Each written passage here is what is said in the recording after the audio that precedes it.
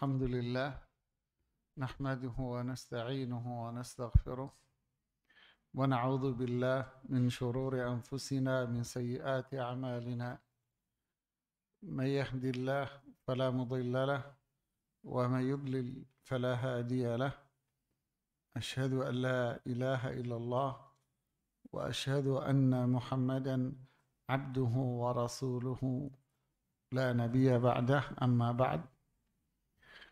Kita melanjutkan bahasan kita di Fawaidul Fawaid pada bagian yang ke-10. Pada bagian yang ke-9 kemarin, apa tema bahasannya? Siapa yang tahu, Ibu? Angkat tangan dong. Silakan, Bu. Apa isinya? Yang ke-9. Antara tauhid dan dosa itu yang mana? Itu bahasan yang ke-8. Ya, angkat tangan dong biar ada hadiahnya. Silakan Ibu yang di sana itu. Ya. Apa? Manfaat tauhid. Apa manfaat tauhid? Apa di poin yang ke-9 manfaat tauhid?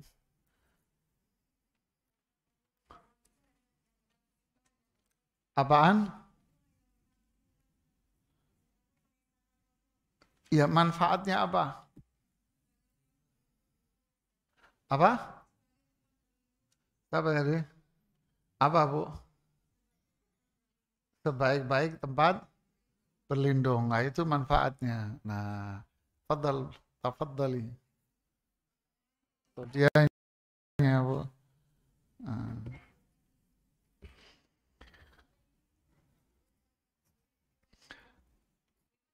Kemudian kita masuk di bahasan yang ke-10. Perhatikan dengan baik di sini ya. Yang ke-10 bicara bentuk ubudiyah, ibadah kepada Allah. Imam Ibnu Qayyim rahimahullah mengatakan Allah telah menurunkan perintah. Perhatikan, Allah telah menurunkan perintah kepada hamba-hambanya dan menetapkan takdir bagi mereka serta menganugerahkan nikmatnya untuk mereka. Seorang hamba tidak akan lepas dari ketiga hal tersebut. Dan takdir Allah ada dua macam, dalam bentuk musibah atau berupa perbuatan dosa. Siapa yang faham dari tiga ini? Siapa? Apa yang dimaksud tiga ini? Siapa yang ngerti? Angkat tangan. Saya baca lagi ya. Perhatiin. Allah telah menurunkan perintah kepada hamba-hambanya dan menetapkan takdirnya bagi mereka serta menganugerahkan nikmatnya untuk mereka. Seorang hamba tidak akan lepas dari ketiga hal tersebut. Siapa yang tahu? Apa? Ente udah punya buku. Nanti dulu kalau yang punya buku. Saya nyari orang yang angkat tangan yang nggak punya buku. Terakhir baru ente nanti. Siapa yang paham? Allahu Akbar. Silakan. Apa ketiga hal yang disebutkan Ibnu Qayyim di sini? Seorang hamba tidak akan lepas dari ketiga hal tersebut. Apa itu? Ayo cepat, satu. Bukan yang disebutkan di kalimat ini. Itu yang di situ ya. Apa? Nah, itu baru benar. Fadhali. Itu baru pinter tuh. Nah. Jadi Ibnu Qayyim rahimahullah menyebutkan bahwa manusia tidak akan bisa terlepas dari tiga ini. Jadi kehidupan seseorang tidak akan bisa terlepas dari 3. Apa itu? 1, perintah Allah. Ya. Yang kedua, takdir. Yang ketiga, apa? Nikmat. Ya. Yang ketiga, nikmat. Lalu Ibnu Qayyim mengatakan takdir itu ada 2. Ada musibah, ada dosa katanya. Ya. Jadi manusia hidup enggak lepas dari 3. Perintah Allah. Perintah ini terdiri dari apa? Larangan dan perintah. Larangan dan perintah. Kemudian yang kedua, takdir. Ketentuan Allah sebelum alam ini diciptakan. Ketentuan Allah pada manusia sebelum manusia dilahirkan. Takdir. Yang ketiga, nikmat yang Allah berikan kepada. Lalu Ibnu Qayyim mengurai ketiga ini. Dipaparkan sama beliau. Kita lihat penjelasannya. Hanya Allah yang berhak untuk diibadahi oleh hambanya di dalam semua tingkatan di atas. Jadi 3 tadi itu berupa apa? Perintah, termasuk di dalamnya ada apa? Larangan. Kemudian ada apa? Takdir. Yang ketiga apa? Nah, ibadah itu berlaku pada semuanya. Ibadah pada perintah, ibadah pada takdir. Jadi di saat musibah itu ada ibadahnya. Di saat berbuat dosa ada ibadahnya. Kemudian nikmat. Di saat mendapat nikmat ada ibadahnya. Semua ini ada ibadah. Hamba yang paling dicintai Allah adalah hamba yang memahami kewajiban ibadahnya dalam tingkatan-tingkatan ini dan memenuhi hak ibadah kepadanya. Inilah hamba yang paling dekat dengan Allah. Jadi kalau hamba Allah itu kan dibagi 3. Manusia ini juga dibagi 3. Kapan? Di akhirat nanti. Wa kuntum azwajan thalatha. Nanti kalian dibagi 3 sama Allah. Fa ashabul maimanati ma ashabul maimanah. Ada hamba Allah yang termasuk kelompok kanan. Wa ashabul masy'amati ma ashabul, hamba Allah yang kelompok kiri. Was-sabiquna as-sabiqun ulaikal muqarrabun. Yang ketiga adalah mereka yang berlomba-lomba dalam kebaikan. Inilah hamba yang paling dekat. Ini hamba Allah yang paling dekat. Jadi Ibnu Qayyim bicara tentang hamba Allah yang paling dekat. Yang kelompok kanan masuk surga, Pak. Cuman lewat hisab. Yang kelompok kiri masuk neraka. Lewat hisab, ya hisab berat dan masuk neraka lagi. Yang kelompok kanan tadi hisab ringan tapi masuk surga. Nah, kelompok hamba Allah yang paling dekat dengan Allah tanpa hisab, nyelonong masuk surga. Siapa mereka? Ini bahasa Ibnu Qayyim, yang paling dekat dengan Allah. yaitu ibadah dalam 3 komponen tadi. Dalam perintah, takdir, dan nikmat.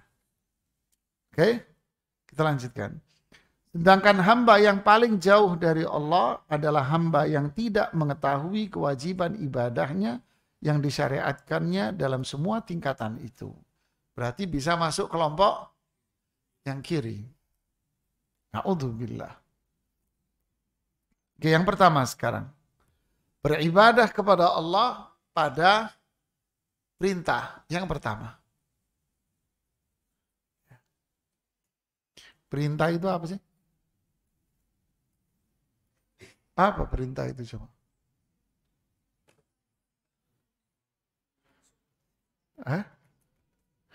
Perintah disuruh, iya tahu. Perintah dalam pengertian syariat itu sesuatu yang datangnya dari atas ke bawah. Itu namanya perintah. Allah menyampaikan firman-Nya kepada makhluk. Ini namanya perintah. Orang tua kepada anak namanya perintah. Kalau setara, usia sama. Orang yang setara. Ngomong sama yang usianya sama.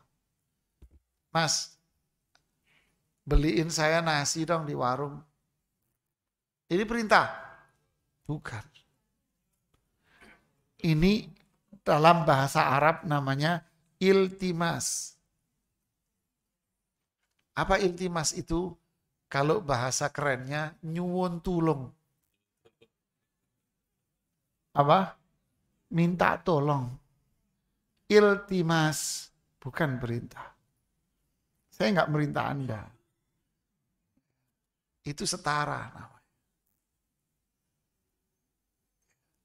Kalau dari bawah ke atas, contoh, Rabbighfirli, ya Allah, ampunilah aku.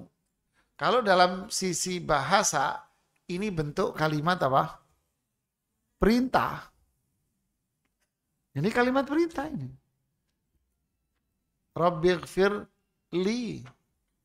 Ini perintah namanya. Susunan bahasa. Tapi kalau dari sisi syariah, ini bukan perintah. Ini namanya doa. Kalau dari bawah ke atas namanya doa. Jadi kalau orang tua, anak ke orang tua,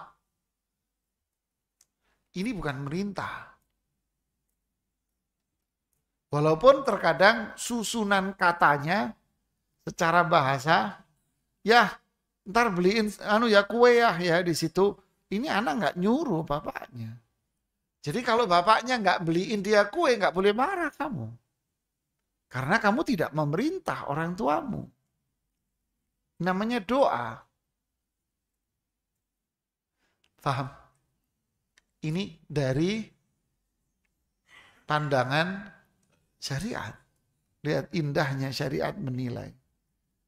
Jadi kalau perintah atas ke bawah harus ditunaikan. Orang tua ke anak, ya harus kamu tunaikan. Kakak ke adik, kamu tunaikan. Karena memang dari atas ke bawah. Tapi kalau adik ke kakak, kakaknya nggak beliin, nggak apa-apa karena itu bukan perintah. Dari sesama, dia nggak beliin, nggak apa-apa karena itu bukan atas ke bawah. Paham? Saya kasih faedah ilmu buat kalian. Dari sisi apa? Syariat, yaitu apa? Berkaitan dengan penetapan hukum dan konsekuensinya. Jadi perintah berarti dari atas ke bawah, dari Allah kepada makhluknya, hambanya. Dari Rasulullah SAW kepada umatnya. Makanya harus kamu kerjakan. Oke, Ubudiyah dalam perintah Allah. Yang pertama, bagaimana kita beribadah berkaitan dengan bagian yang pertama, yaitu perintah. Ubudiyah, yaitu ibadah maksudnya, hamba dalam konteks perintah Allah diwujudkan dalam melaksanakan perintah tersebut secara ikhlas dan dengan cara mengikuti tuntunan Rasulullah SAW. Ubudiyah perintah. Ini namanya hukum syar'i. Perintah yang dimaksud di sini adalah hukum apa? Syar'i. Hukum syar'i itu terdiri dari dua. Perintah dan larangan. Catat itu. Hukum syar'i itu berkaitan dengan apa? Perintah dan larangan. Perintah harus dikerjakan sesuai dengan petunjuk dari yang ngasih perintah. Bukan semau Anda. Ya, sebetulnya kalau nulis di papan enak, tapi nggak kelihatan. Bisa. Saya gambarin di papan, mungkin Anda lebih enak.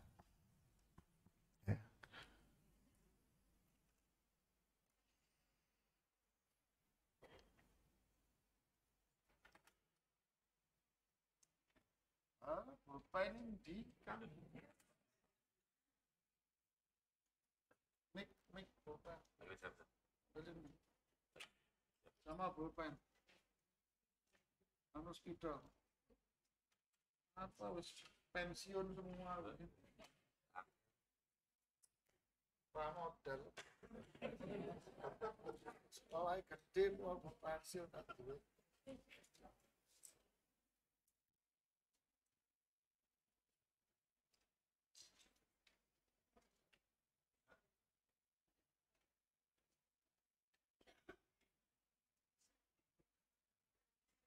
Ya, guru Isa deh.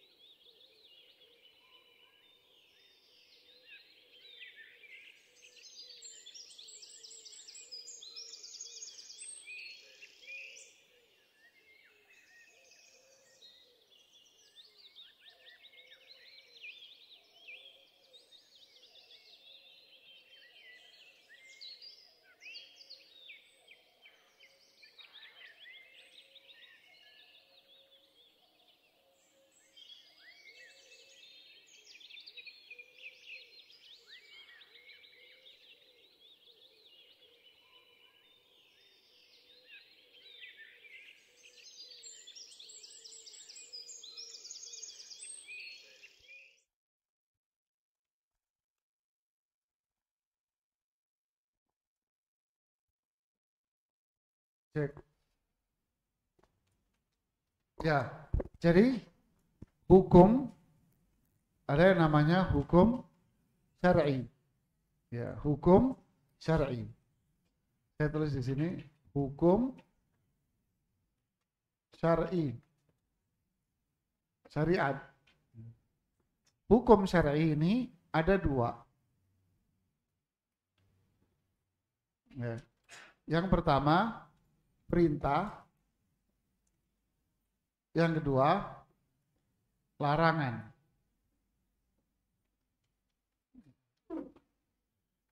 Larangan. Perintah berarti apa? Dilakukan. Dilakukan sesuai petunjuk siapa? Pemberi perintah. Berarti panduan ini diperintahkan, ini diperintahkan, ini diperintahkan, panduannya dari siapa? Dari pemberi perintah. Contoh, seorang ayah nyuruh anaknya beliin nasi bungkus. Ya kan? Apakah beliin nasi bungkus? Berarti sang anak melakukan perintah itu, yaitu apa? Membelikan nasi bungkus. Yang kedua, nasi apa yang dibelikan oleh anak ini? Sesuai selera dia atau selera sang pemberi perintah? Hah? Sesuai selera pemberi perintah. Nasi bungkus apa ya? Nasi Padang umpama. Padang yang mana ya? Yang situ. Pakai lauk apa? Ini. Lalu dia pergi membelikan sesuai dengan apa yang diperintahkan kepada dia. Itu namanya apa? Perintah. Ini namanya hukum syar'i. Paham? Namuk Pak Misbah kasih tiga.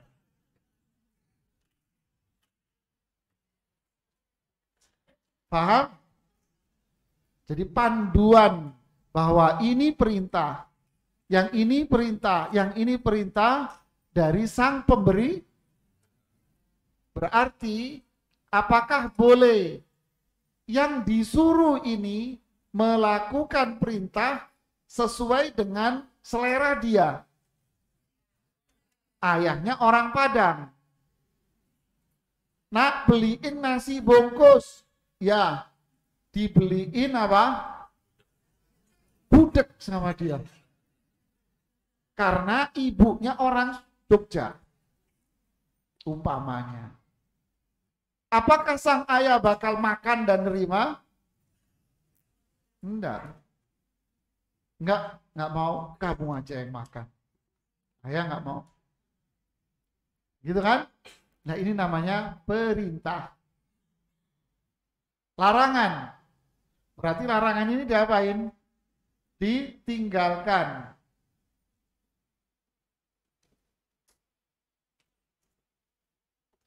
Berdasarkan siapa? Hah? Berdasarkan sama. Berdasarkan siapa? Pemberi larangan. Nah, beliin nasi bungkus. Ya, nasi Padang. Terus nggak pakai ini, nggak pakai ini, nggak pakai ini, nggak pakai ini. Beliin nasi Padang, nggak pakai nasi. Umpamanya, beliin bubur ayam, tapi nggak pakai bubur ayamnya tok. Umpamanya ya terserah dia kan, dia yang mau makan, kenapa kamu protes? Inilah namanya hukum syar'i. Nah, bentuk ibadahnya di mana? Ini dilakukan. Ya kan? Bentuk ibadahnya apa? Ditinggalkan. Apa yang dilakukan? Hah? Yang dilakukan adalah sesuai pemberi ini, petunjuk pemberi perintah ini.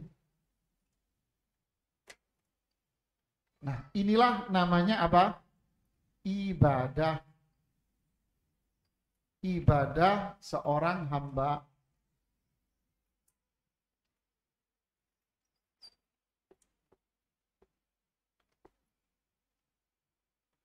Paham?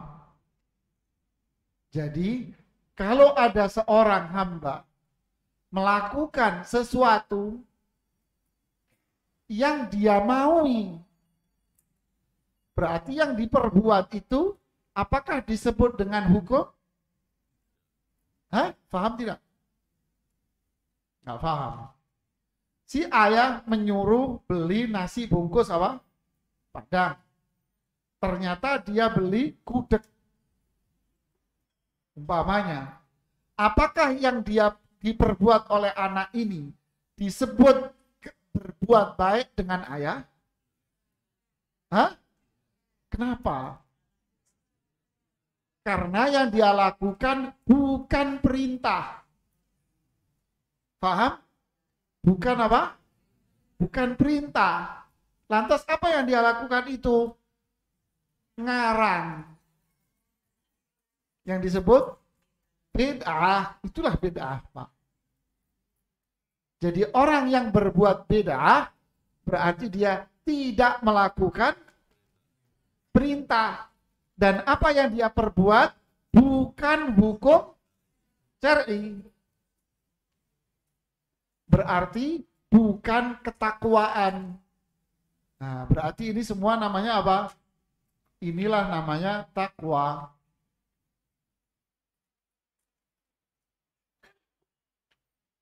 Makanya bid'ah itu semua sesat. Logis kan? Kalau pakai logika akal, logis tidak? Kalau semua bid'ah itu sesat dari sisi sini, logis lah.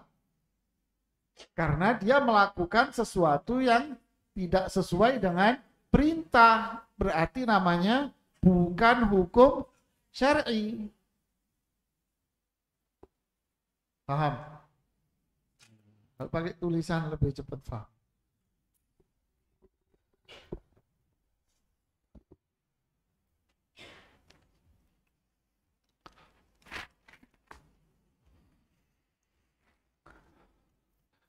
Kita baca lagi ungkapan Imam Ibnu Qayyim.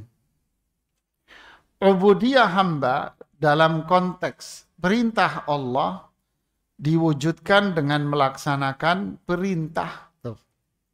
Ubudiyah hamba, yaitu apa? Ibadahnya dia. Itu bentuknya apa? Melaksanakan perintah secara ikhlas dan dengan cara mengikuti tuntunan Rasul. Ini ibadah. Ubudiyah hamba dalam konteks larangannya, yaitu Allah, adalah dengan menjauhi larangannya lantaran takut kepadanya, karena ingin mengagungkannya dan karena cinta kepadanya. Paham? Makanya bid'ah itu sesat. Ya, kalau bid'ah hasanah masuk kemana? Ranah sini. Ya, sama tadi anak beliin apa? Gudeg. Dia ngomong sama bapaknya yang orang Padang. Ngomongnya pakai bahasa Padang lagi. Pak, ini gudeg enak, Pak. Kira-kira diapain sama tuh bapaknya? Diulek palanya jamaah. Paham kan? Sederhana aja kan sebetulnya untuk paham ini. Berarti yang ngobok-ngobok ini ibadah bid'ah dibilang hasanah ini bukan logika manusia yang sehat. Yang dengerin ngamuk nanti. Yang kedua ubudiyah dalam yang kedua apa tadi? Takdir, ya. Ubudiyah hamba dalam konteks musibah yang ditakdirkannya, yang ditakdirkan atasnya ialah dengan cara bersabar menghadapinya. Lalu ridha terhadapnya. Ridha lebih tinggi tingkatannya daripada sabar. Bingung kamu ya. Saya baca lagi ya. Siapa yang paham, nanti ada buku tinggal satu. Ayo, kita baca lagi pelan-pelan ya. Tadi sudah ibu dua, sekarang giliran yang ini. Ubudiyah hamba dalam konteks musibah yang ditakdirkan atasnya ialah dengan cara bersabar menghadapinya. Lalu ridha terhadapnya. Ridha lebih tinggi tingkatannya daripada sabar. Kemudian bersyukur atas adanya musibah tersebut. Dan bersyukur lebih tinggi tingkatannya daripada ridho. Tingkatan yang terakhir ini hanya dapat diraih oleh seorang hamba apabila hatinya benar-benar telah mencintai Allah. Siapa yang paham? Ini cerita takdir. Dan takdirnya pun bentuknya adalah takdir atas musibah yang menimpa dia. Apa bentuk ibadah di saat dia ditakdirkan mendapatkan musibah yang gak enak? Di sini tadi dijelaskan. Angkat tangan, bukan ngomong. Ini Pak, Bapak ini.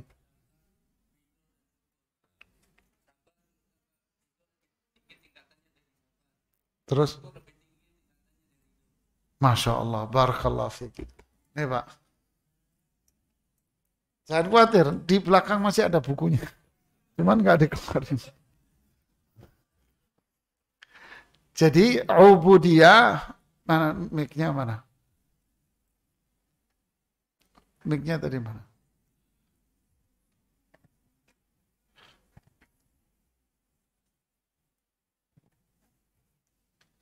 Jadi di sini ada apa? Takdir.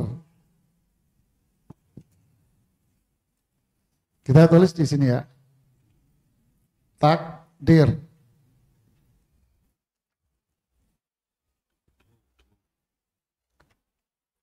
Ya. Pertanyaannya, bagaimana dia bisa bertakwa di saat takdir itu tiba? Jadi sengaja, dari tak tulis ini itu sengaja tadi. Walah. Jadi bagaimana caranya dia bisa bertakwa terhadap hukum dan di saat dia mendapatkan takdir apa ini?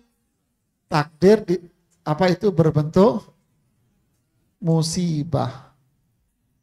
Musibah ini apa? Sesuatu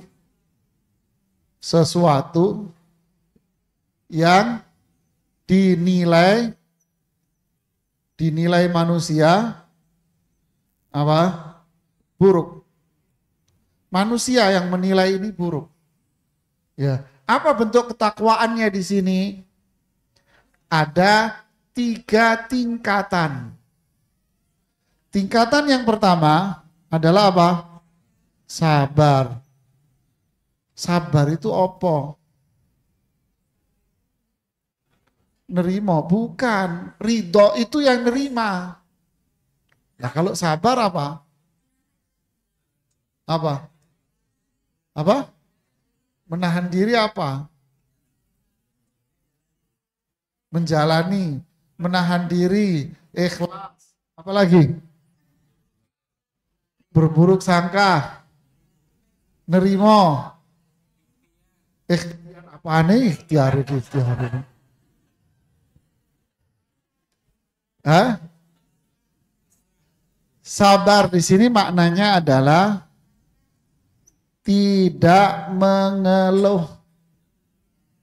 Iya, maksud aneh itu tadi Ustadz, kan bisa ngomong cuma. Tidak mengeluh. Apanya yang tidak mengeluh di sini? Hatinya atas musibah. Ya tahu musibah. Hatinya nggak ngerundel. Terus lisannya tidak ngomel. Walah. Sabar. Maksudnya apa? Hatinya tidak ngeluh. Hatinya mengeluh aja. Hatinya. Lisannya tidak ngomel. Ngeluh sama ngomel apa? Itu kayaknya saudara kembar. Ya. Oke, ini tingkatan yang kedua. Apa? Ridho. Ridho ini apa? Nerima. Nah, lapang dada. Loh, apa bedanya yang tidak mengeluh sama ridho? Orang yang nggak mengeluh, dia apa? Tadi yang dikatakan diam. Dia diam aja. Hatinya tidak ngomel, mulutnya juga tidak ngomel, dia cenderung diam. Sudah. Diam, diam. Nah itu yang tadi cenderung dikatakan menahan. Dia diam aja. Tapi belum tentu hatinya itu mau kebuka. Dia belum tentu dia hatinya itu terbuka. Mau tak kasih contoh? Contoh boleh ya? Boleh. Suaminya kawin lagi. Kan maunya contoh. Suaminya kawin lagi. Dia sabar. Berarti apa? Nggak ngomel. Diam. Diam dia. Nggak ngomel dia. Mulutnya nggak ngomel, hatinya juga nggak ngomel. Diam. Hatinya diam. Mulutnya diam. Dia udah diam. Dia semua diam. Dia. Tapi belum tentu dia apa? Ridho. Dia belum tentu ridho. Tapi dia sabar. Mbak, sabar, Mbak. Sabar, Mbak. Sabar. Istri suamimu yang kedua ini lebih cantik dari kamu. Sabar, sabar. Contoh loh, kan tak bilang tadi contoh. Contoh. Terus ridho. Ridho berarti apa? Terbuka labana dadanya. Dia nerima. Legowo kalau bahasa Inggrisnya. Ridho dia. Dia berdoa kepada Allah. Nah, orang ridho ini. Apa? Dia berdoa. Semoga musibah yang menimpa dia ini menjadi pahala buat dia. Menghapus dosa dia. Dia ridho. Senang. Orang yang ridho di sini di saat musibah berarti posisinya apa? Senyum dia. Senyum dia. Udah jangan dibayangin yang tadi loh ya. Saya cuma ngasih contoh. Tingkatan yang ketiga apa? Syukur. Nah ini yang paling tinggi ini. Para ulama bilang syukur di saat musibah ini tingkatannya para nabi. Ini para nabi dan rasul ini. Kalau ditimpa musibah, dia malah apa? Malah bangga dia, senang dia. Kayak dapat duit miliaran gitu. Senang sekali dia. Dia bicara Alhamdulillah. Hadis riwayat Imam Tirmidzi, kisah tentang siapa? Malaikat maut mencabut nyawa anak kecil. Allah bertanya, qabattum walada abdi. Kamu sudah mencabut nyawa anak dari hambaku. Malaikat maut bilang, sudah. Qabattum samrata fuadi, samrata fuadihi. Yang kamu cabut itu anak kesayangannya dia. Madza yaqulu abdi? Apa yang diucapkan orang tuanya ketika melihat anaknya yang lagi lucu ini wafat? Dia baca hamidaka wastarja. Ayahnya, ibunya bilang alhamdulillah. Oh, angel ini jemaah. Anaknya wafat yang kecil bilang apa? Alhamdulillah. Inna lillahi wa inna ilaihi raji'un. Senang dia. Lalu Allah bilang apa? Ubnu li abdi baitan fil jannah wa sammuhu baital hamdi. Bangunkan istana di surga buat ayahnya dan ibunya. Kasih istana itu dengan nama istana Alhamdulillah. Inilah tingkatan apa? Syukur di saat ini yang disebut Imam Ibnu Qayyim, inilah ketakwaan. Nggak ngeluh saja, diem, itu sudah ketakwaan. Apalagi ridho, apalagi syukur. Ini luar biasa ini orang beriman ini. Dikasih perintah dikerjakan, dikasih larangan ditinggalkan, dikasih musibah. Jadi ke kanan dapat pahala, ke kiri dapat pahala. Inilah ubudiyah. Ini ibadah.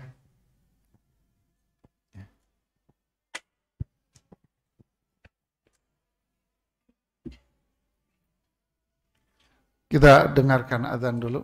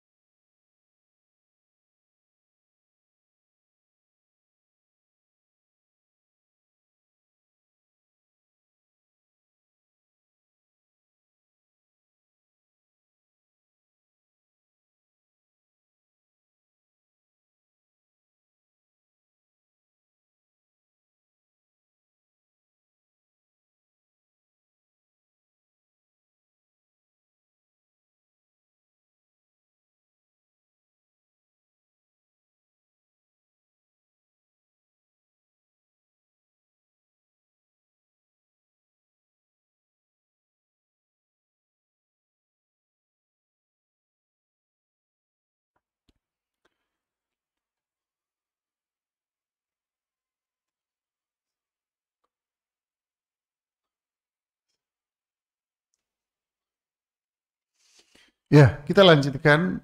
Al-Imam Ibnu Qayyim rahimahullah mengatakan, tingkatan yang terakhir ini hanya dapat diraih oleh seorang hamba apabila hatinya benar-benar telah mencintai Allah.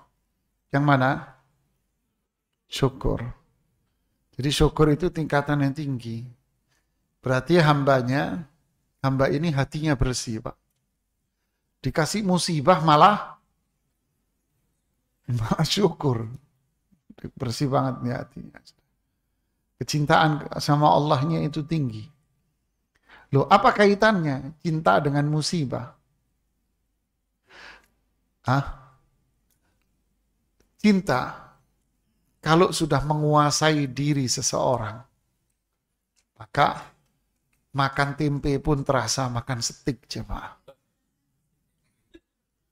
Iya kan? Cinta kalau sudah menguasai jiwa, tajamnya duri tak terlihat. Yang terlihat adalah indahnya mawar di saat mereka. Beda, romantis. Jadi kayak pengantin baru gitu.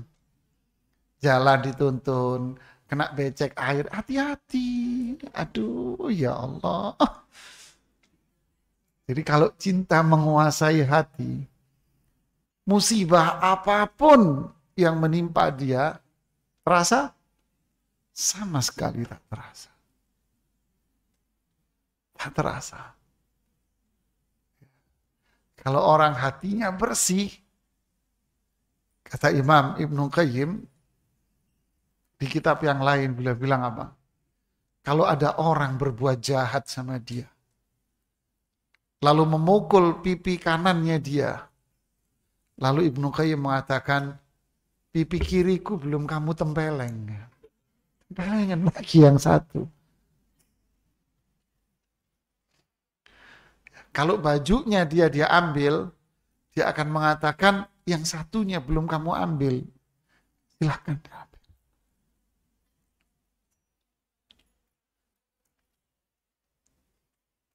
Ada di sekitar kita begini. Masya Allah jemaah. Kita bisa sabar nggak ngomel aja sudah. Wah, wis hebat udah. Ini syukur itu begitu. Karena cintanya dia sama Allah itu sudah menguasai dirinya, Jadi apapun yang Allah tentukan, dia akan terima. Perintah ya dikerjakan, pasti. Larangan pasti ditinggalkan. Musibah nggak terasa apa-apa. Nggak terasa. Masya Allah. Dan itu yang dididik, dilatih para sahabat itu oleh Rasulullah SAW dengan ini. Digembleng, dilatih sama Rasulullah SAW. Dilatih bukan hanya sekedar sabar, dilatih untuk ridha dan syukur oleh Rasulullah SAW.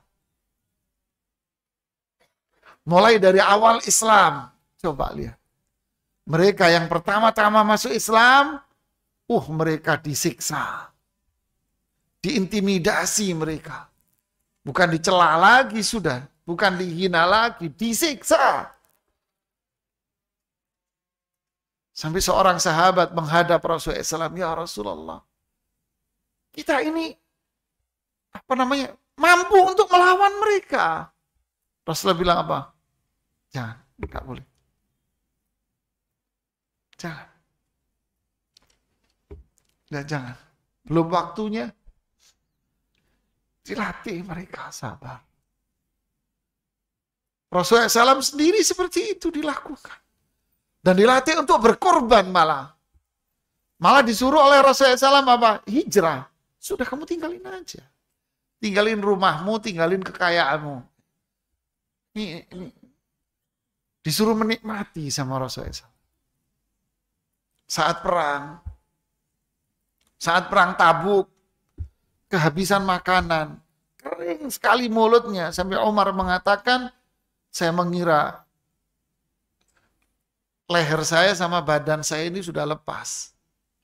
Maksudnya apa? Begitu hausnya nih tenggorokan, nggak saking keringnya, sampai beliau mengira lepas. Ngomong sama Abu Bakar Siddiq, wahai Abu Bakar, kamu aja yang minta sama Rasulullah SAW. Baru sampai, ya Rasulullah, begini kondisinya. Senyum beliau, sudah nggak kuat deh. Sudah nggak kuat deh. Dia dilatih sama beliau. Dilatih. Untuk menikmati musibah yang Allah berikan kepada mereka. Jadi Ibnu Qayyim bilang apa? Kenapa? Karena hatinya ini dikuasai sama cinta sama Allah. Sehingga apapun yang menimpa dirinya, dia akan bangga, dia senang sudah. Subhanallah ya. Kemudian ia meyakini kebaikan pilihan Allah. Ia meyakini, lihat ini. Jadi musibah itu, bayangin ya musibah. Ia meyakini kebaikan pilihan Allah baginya. Lihat kalimat itu. Maksudnya apa? Musibah buruk menimpa dia.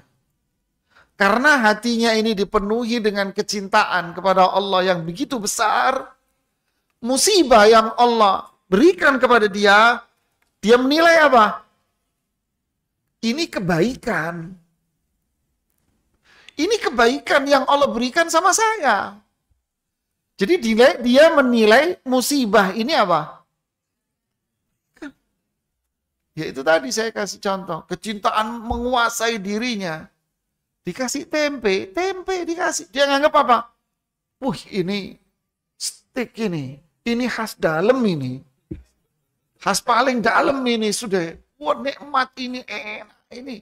Kenapa? Yang memberikan adalah istriku yang paling cantik yang aku punya satu-satunya ini. Wah, ini yang senang dia dengar ini.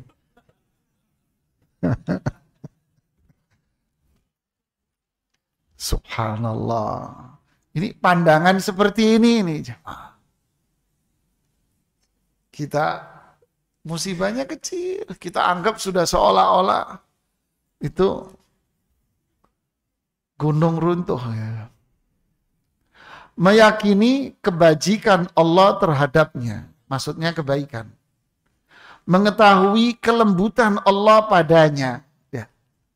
Jadi Allah lagi baik sama saya. Meyakini adanya kebaikan Allah di dalam musibahnya. Meskipun pada dasarnya orang ini tidak menyukai musibah. Artinya apa? Watak manusia tak suka sama musibah. Tapi karena cintanya dia kepada Allah mengalahkan itu semua. Sehingga musibah pun akhirnya dia nilai sebagai sebuah kebaikan dan kenikmatan.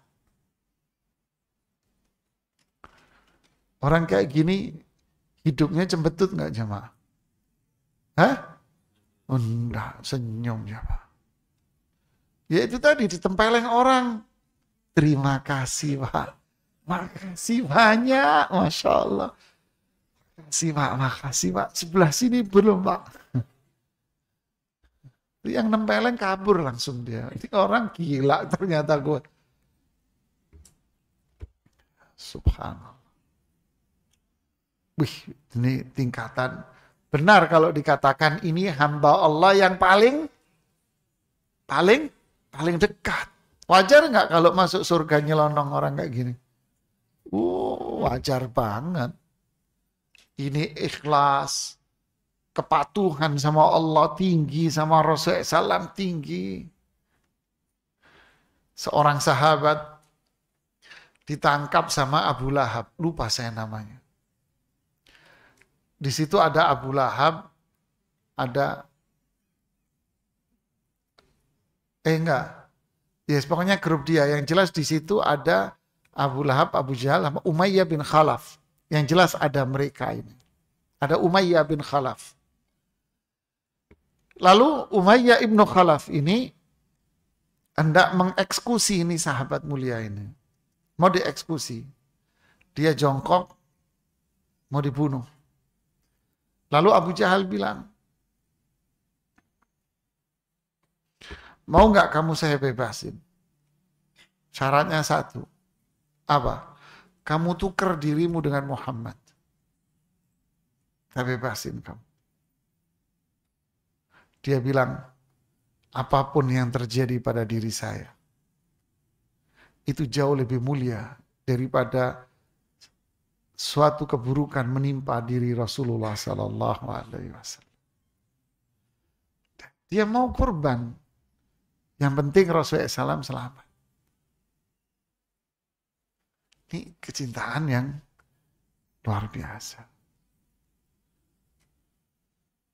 Nah inilah bahasan kita hari ini. Baru sampai pada apa? Takdir, ya, ibadah di saat takdir menimpa. Ya kan? Ibadah di saat takdir yaitu musibah menimpa. Ya. Wa basyiris sabirin alladzina idza asabathum musibah qalu inna lillah wa inna ilaihi raji'un. Berilah kabar baik surga bagi orang yang sabar. Nah, sabar tuh. Siapa? Yaitu mereka yang beribadah kepada Allah di saat musibah itu menimpa. Dia mengatakan, inna lillah. Kita ini punya Allah. Allah berhak untuk melakukan apa yang dia sukai terhadap barang miliknya. Kita milik Allah. Allah berhak melakukan apapun terhadap apa yang dimiliki. Wa inna ilaihi raji'un. Dan kita juga akan balik, pulang kepada pemiliknya. Jadi apapun yang Allah tentukan kepada Anda, maka itulah kewenangan dan hak Allah. Dan apapun yang Allah tentukan pada diri Anda, itu pasti baik. Kenapa? Karena Allah sempurna dan Allah tidak akan berbuat hal yang buruk pada dirinya, pada hambanya. Sehingga orang yang seperti ini sabar.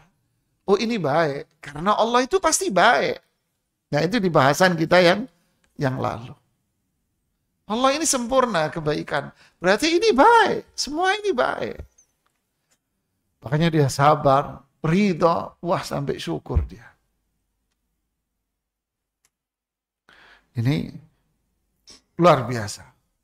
Wa basyiris sabirin. Kasih kabar baik pada orang yang. Jadi semua ini adalah ibadah. Ibnu Qayyim mengatakan di kitab yang lain.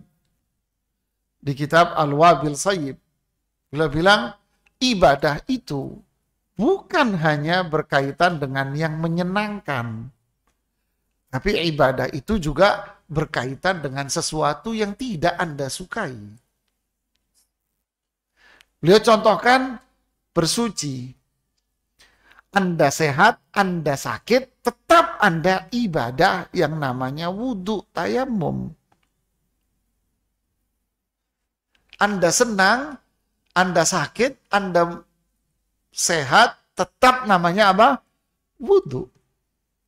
Jadi ibadah itu dilakukan baik di saat senang, dan ibadah itu pun dilakukan di saat Anda susah, Anda sedih. Tetap ada ibadah di situ. Sholat, sehat, sholat. Sakit, sholat. Enggak sholat, disolati. Ya, mati kamu. Berarti dia hidupnya kesengsaraan. Begitulah ibadah itu di saat kita senang maupun di saat kita enggak kita sukai menurut apa? Hawa nafsu kita. Nah, kalau kita melakukan ibadah itu karena keikhlasan kita kepada Allah, kecintaan kita kepada Allah, maka yang enggak enak tadi itu akan berubah menjadi apa? Akan menjadi nikmat. Sehingga hidupnya orang yang beriman ini tidak ada yang namanya susah bagi dia. Hidup dia semuanya jadi senang dan nikmat. Angel zaman sekarang ya. Semoga Allah mudahkan kita untuk melakukan ini. Karena apa? Karena kita harus berprasangka baik. Nggak boleh berprasangka, wah kayaknya nggak bisa Ustadz. Ya nggak bisa, bener nanti. Ya kita harus berprasangka baik. Semoga Allah berikan kemudahan bagi kita untuk di tingkatan itu. Bertanya, silakan. Benarkah Nabi berkata, aku terhadap diriku, aku tidak marah, tapi terhadap Allah, aku marah jika Allah dicela. Wallahu alam kalau dengan redaksi seperti ini. Tapi Aisyah radhiyallahu anha pernah mengatakan, ucapan Aisyah, bahwa Rasulullah SAW tidak pernah marah ketika dirinya dicela. Beliau tidak pernah marah, tidak pernah dendam kalau yang dicela itu dirinya. Sallallahu alaihi wasallam. Kalau ucapan Aisyah, iya. Ucapan Aisyah pernah mengatakan demikian. Wallahu a'lam. Ada lagi? Silakan Ibu.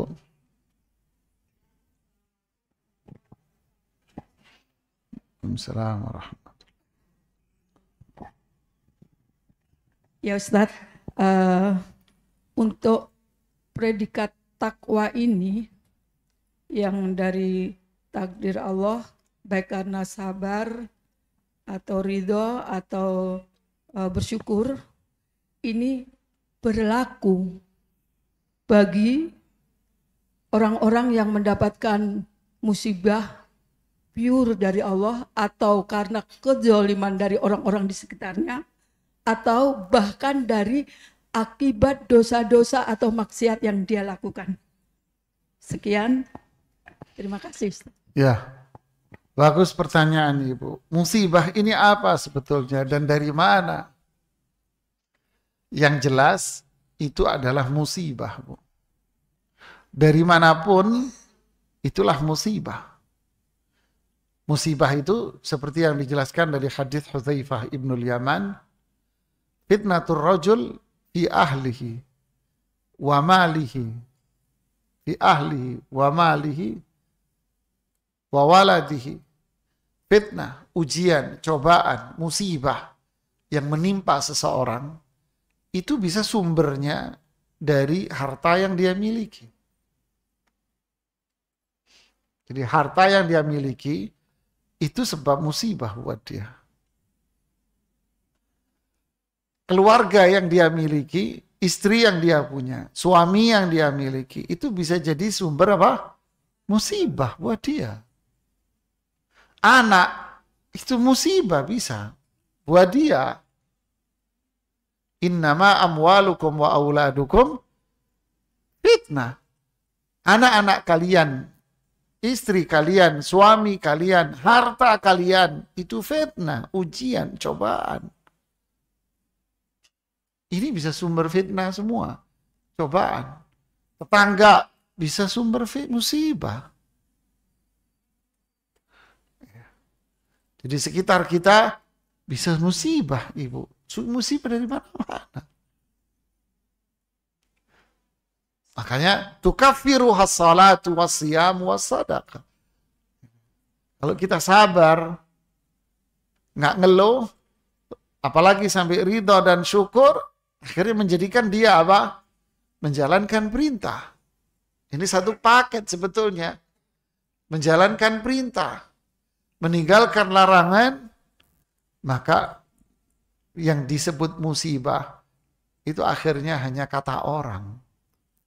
Tapi bagi saya, enggak kok.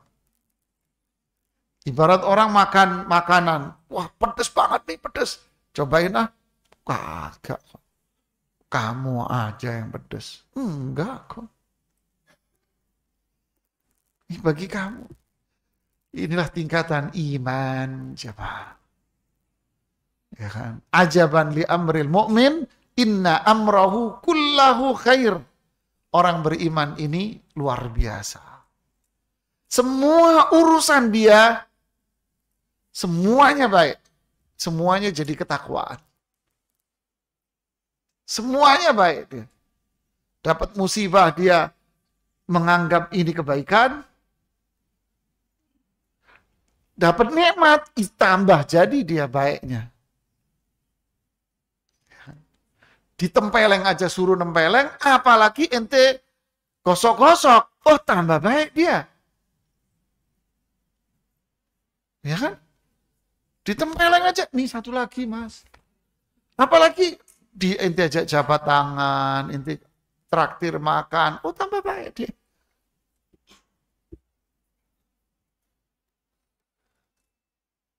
Itulah jemaah. Makanya Allah puji Rasulullah SAW dengan apa? Wa innaka la'ala khuluqin azim. Sungguh engkau wahai Muhammad, akhlakmu itu sempurna, mulia. Luar biasa. Adapun masalah dosa, nah itu nanti akan kita bahas. Tadi Ibnu Qayyim bilang apa? Takdir ada berapa? 2. Takdir berkaitan dengan musibah, berarti Allah takdirkan Anda mendapatkan ini buruk menurut kamu. Makanya saya kasih catatan itu. Yang kedua, Allah takdirkan dia berbuat dosa. Lalu apa sikap orang yang bertakwa, beribadah ketika Allah mentakdirkan dia berbuat dosa? Nah, nanti ini akan kita bahas di pertemuan berikutnya insya Allah dengan apa? Ibadah di saat mendapat nikmat. Pertanyaan berikutnya, Ustadz, bagaimana hukumnya sebelum mengatakan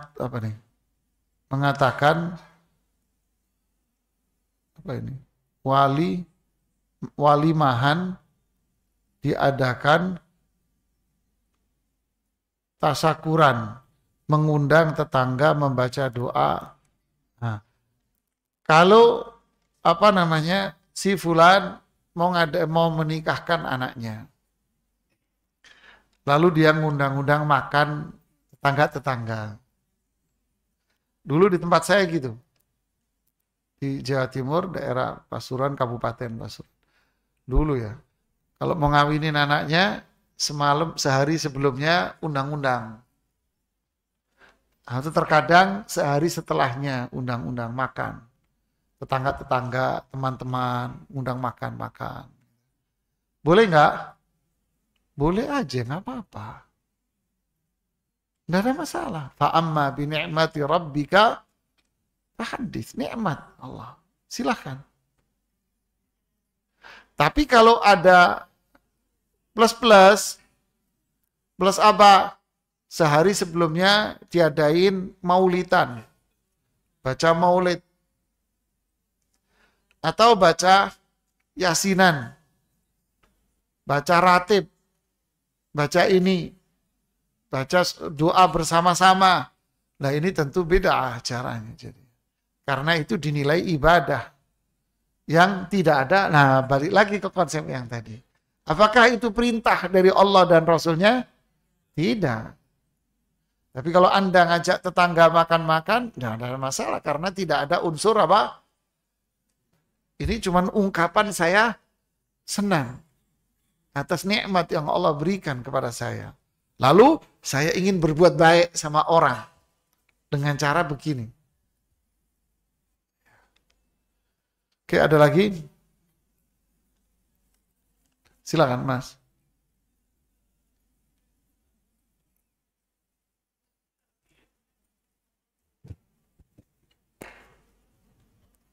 Ya. Dan hari ini yang kita tahu Ustaz ya, bahwa ulama mengklasifikasikan terkait dengan hukum syar'i ini mulai dari wajib sampai dengan haram. Ustaz, ada kurang lebih kan ada wajib, sunnah, ya, mubah, makruh sampai dengan haram. Nah, ini bagaimana kita menyikapinya? Lalu terkait dengan kaidah hukum asal sebuah ibadah adalah haram kecuali yang diperintahkan, dan hukum asal dari muamalah adalah mubah kecuali yang dilarang. Dan bagaimana kita menyikapi kaidah itu, Ustaz? Ya, barakallahu fiik. Tadi saya tidak mau memperinci masalah itu. Takut kepanjangan.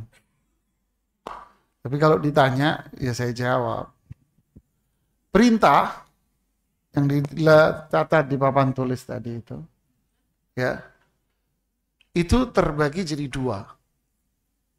Perintah Allah, perhatikan, perintah Allah itu ada dua. Lazim wa ghairu lazim. Mengharuskan dan tidak mengharuskan.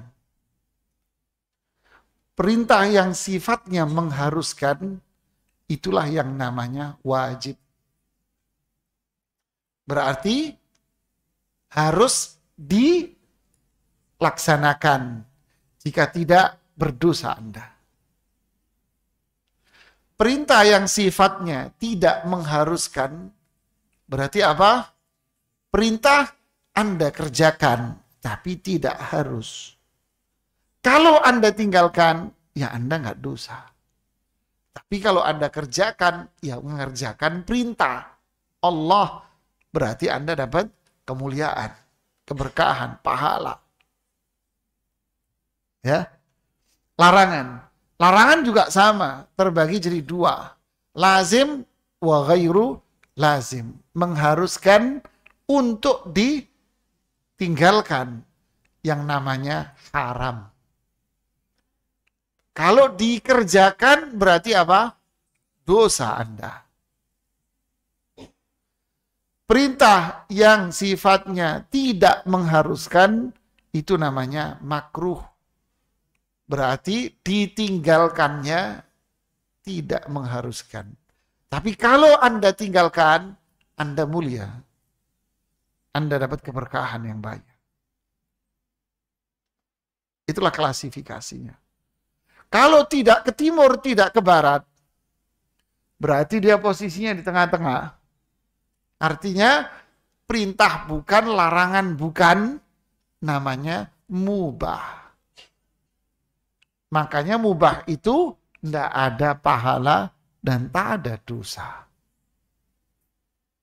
Paham sampai sini? Oke. Konteks ibadah sekarang. Al-ubudiyah, ibadah. Itu kan ada klasifikasinya juga hukum ini. Banyak sih klasifikasinya sebetulnya. Ada yang disebut dalam ranah ibadah, ada yang dalam ranah muamalah. Ibadah itu adalah mengatur hubungan baik kita dengan Allah. Hubungan baik kita dengan Allah itu pada asli hukumnya adalah haram. Kita tidak boleh melakukan sesuatu yang kita harapkan pahala dari Allah, yang sifatnya memang itu hubungan kita dengan Allah, tidak boleh kita lakukan, haram untuk kita lakukan. Kecuali ada dalil yang mengatakan bahwa Anda diperintahkan melakukan ini. Baru kamu lakukan. Tapi kalau tidak, haram Anda lakukan. Muamalah itu mengatur hubungan baik kita dengan manusia. Paham? Hubungan baik dengan manusia, bisnis, dagang, sehari-hari, itu pada aslinya adalah halal. Boleh Anda lakukan. Silahkan Anda. Ustaz, saya mau dagang ini, mau bisnis ini, saya mau melakukan ini, saya begini, saya begini. Boleh Mas, halal. Kecuali ada dalil yang melarang perbuatan kamu. Kalau nggak ada dalilnya, bebas kamu kerjakan. Jadi, kalau ada orang mengatakan, ini kelompok-kelompok salafi ini mengatakan dikit-dikit bid'ah, dikit-dikit syirik. Ini bid'ah, ini nggak ada dalilnya, ini nggak ada dalilnya. Pala lo itu nggak ada dalilnya. Kan kadang gitu kan? Kata si sastrawan dan budayawan Jogja itu, ya kan? Itu speaker itu juga nggak ada, mobilmu itu juga nggak ada dalilnya. Ketawa semua, miskin dia, kasihan dia. Apa dalilnya kalau ini beda? Lu kebalik. Apa dalilnya kalau beda?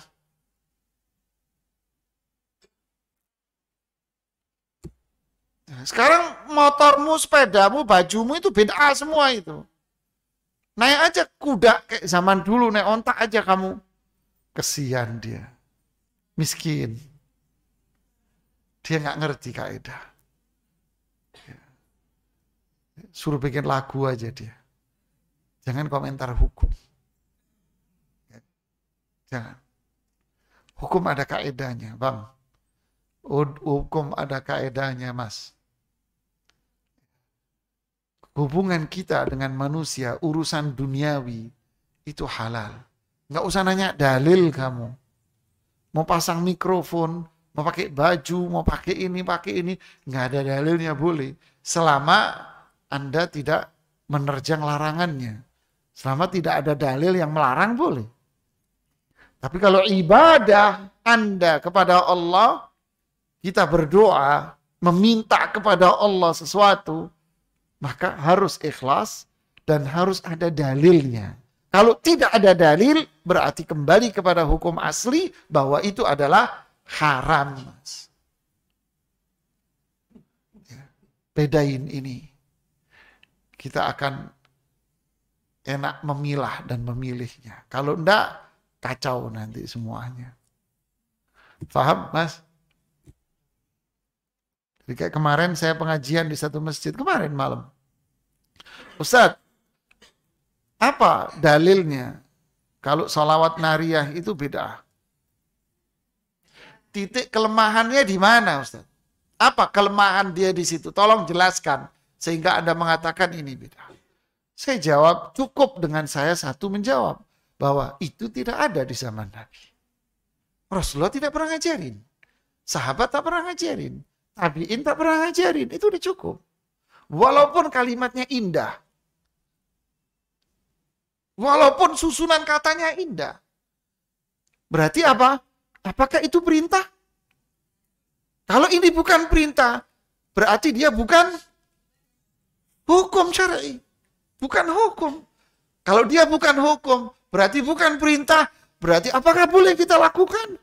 Tidak boleh, ini hubungan kita sama Allah. Kalau dengan sesama manusia, muamalat, ya lakuin aja. Saat saya mau nanam jengkol di depan rumah saya semuanya. Tapi tetangga saya nggak suka, Ustaz. Lah urusan apa? Tanam aja silakan. Toh nanti kalau tumbuh pada minta jengkolnya.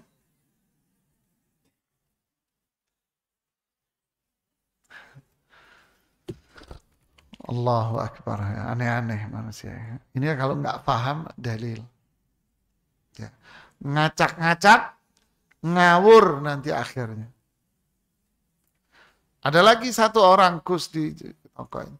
Ini apa ini? Dikit-dikit ini beda, ini beda. Kamu habis ini makan malam. Beda nggak kamu makan malam? Ya enggak. Kenapa nggak kamu bilang beda? Kan habis sholat kamu makan malam. Kenapa Anda mengatakan habis sholat, zikir berjamaah, kamu bilang bid'ah? Sekarang habis sholat makan, boleh nggak? Boleh Gus. Bilang aja makanmu bid'ah sekalian. Saya dengerin miskin nih orang, innalillahi kasihan. Nggak paham. Zikir disamain dengan mangan. Loh, sekarang masa zikir disamain sama makan? Zikir ini mulia, makan ini mubah, Mas. Ini ibadah zikir. Sedangkan makan masalah mubahat, perkara yang mubah, yang memang pada aslinya boleh. Asal sambil sholat jangan makan. Habis sholat makan, itu terserah dong, ini namanya mubah. Tapi kalau zikir tidak sesuai dengan tuntunan Rasulullah SAW, ya haram. Ini ibadah. Jangan dicampur-campur dong. Ya. Ustaz, bagaimana menurut antum? Saya menjawab, doakan saja. Kasihan dia. Semoga Allah memberikan hidayah sama dia. Iya kan? Wallahu a'lam bishawab. Nanti ada yang motong ini omongan saya jadi rame. Pasti rame nanti. Nanti ada yang motong omongan saya tadi, nanti ditimpalin dengan si fulan. Apa rame? Allahul musta'an. Ada yang nanya di situ? Tidak ada. Ya ini yang bisa saya sampaikan. Semoga manfaat buat saya dan kita semua. Subhanakallahumma bihamdik. Asyhadu an la ilaha illa anta. Astaghfiruka wa atubu ilaik. Assalamualaikum warahmatullahi wabarakatuh.